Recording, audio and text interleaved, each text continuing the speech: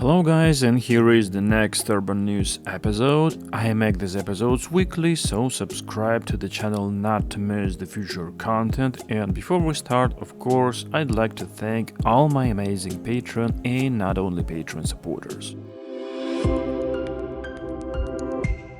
In Vancouver, Canada, the TransLink company has selected Polish manufacturer Solaris to supply the next generation of trolleybuses to replace its existing fleet. The current 262 trolleybuses were built in the mid to late 2000s by Winnipeg-based New Flyer, but now they need to be completely replaced. And by the way, I didn't know that New Flyer was a Canadian company. Planning to replace the trolleybus fleet has been going on for many years, and in the summer of 2024, TransLink initiated a tender process to find a supplier. So far, they signed the first contract for 107 new trolleybuses with Solaris for $181 million or 1.69 million per vehicle. New trolleybuses will be equipped with batteries that will allow them to travel up to 20 kilometers without being connected to the overhead wires, and will be able to recharge in motion while connected, a first time for TransLink. The first order will be for Solaris Trolino 12 two-door trolleybuses with a length of 12 meters, which will begin to arrive in 2026. So the general design will still be not like in European cities, but on a more American side,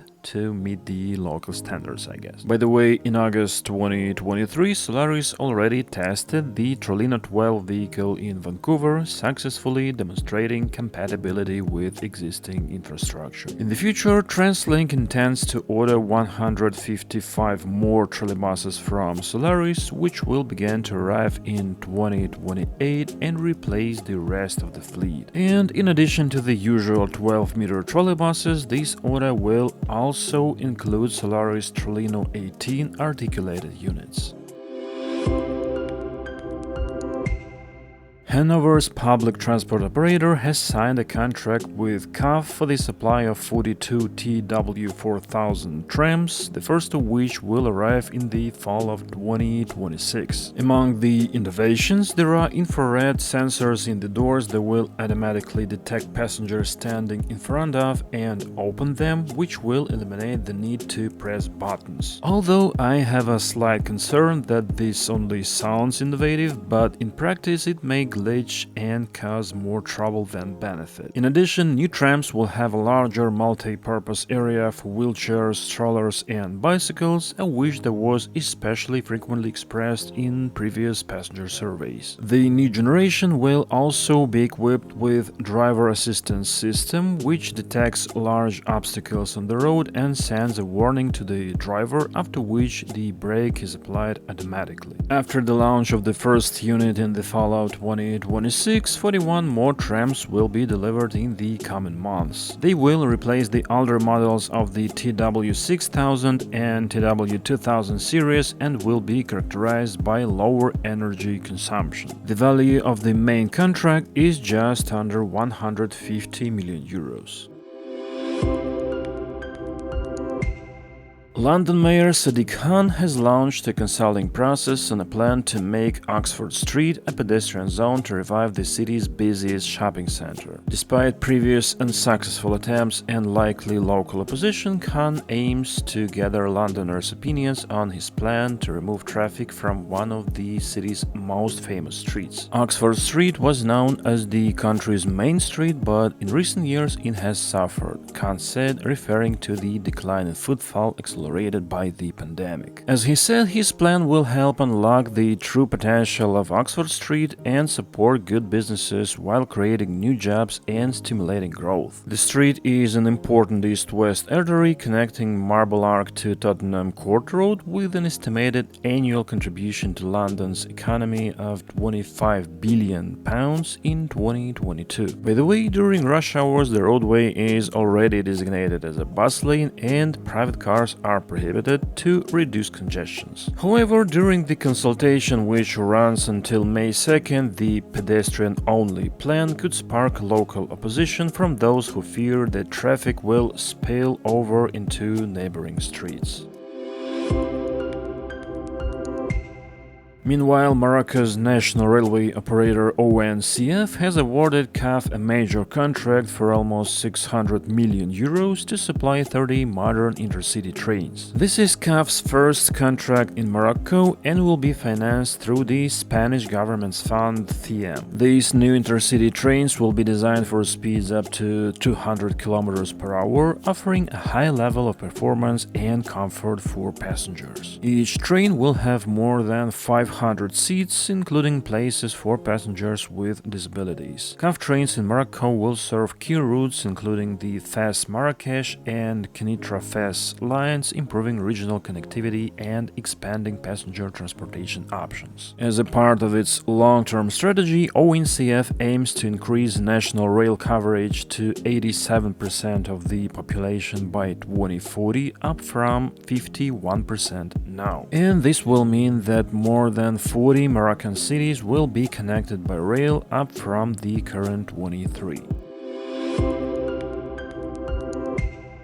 Next week, construction will begin in Utrecht on a neighborhood called Merwede, which will be the largest car-free district in the Netherlands. It will be located between the Merwede Canal and the Transweek Park in the southwestern part of the city and will be able to accommodate around 12,000 residents. Despite the relatively limited size, over half of the open space, rooftops and courtyards will be environmentally friendly. There will be space for different types of plants and animals, water collection and means to prevent heat stress. The buildings will have space for 250 shared cars, 21,500 bike parking spaces and 2 logistic hubs for parcels. Parking lots will be located on the edge of the neighborhood, which will also have good public transport connection. Merwede is a part of a large-scale construction plan in Utrecht, where the city plans to build between 63 and 77,000 homes from 2030. Meanwhile, in Lviv, Ukraine, the trams, which were recently donated by the Swiss city of Bern, have started operating with passengers. The first 2 units are now running on Line 1, which connects the railway station with the city center and the Pohulyanka district, and the city is to receive 11 such trams in total. Notably, they have become the longest trams in the city. They are 31 meters long and are almost 1 meter longer than the electron trams that held the city record until recently. And the locals have already nicknamed them tomatoes because of their vibrant red color. As the new rail bridge across the Biobío River in Concepcion, Chile approaches completion and is expected to be partially operational by July of this year, discussions have begun about what to do with the current single-track bridge, which has served for 134 years. There was a time when this bridge was considered as one of the largest metal structures in the world, and it will also need to be maintained in such a way that it doesn't fall down during a flood and damage other bridges downstream. And one of the ideas currently being discussed is to turn the bridge into a place for walking and preserve it as a historical monument, making it a kind of an analog of New York's High Line Park. This will significantly reduce the load on the bridge's structures, but its condition will still need to be monitored. However, one of the problems is that, according to local experts, Chile doesn't have special care for architectural heritage set out in law. I even tried to contact one of these experts, but he didn't respond. As they say, there are few cases where architectural monuments have been preserved, but in general, most heritage sites are abandoned and destroyed by the environment. You know, if this is true, it's a pretty sad situation, and I hope someone from the Chilean audience will clarify in the comments. And that's all the news for this time. Hope you enjoyed this episode. Thanks for watching and see you in the next videos. A medida que el nuevo puente ferroviario sobre el río Biobío en Concepcion, Chile, se acerca a su finalización y se espera que esté parcialmente observativo en julio de este año,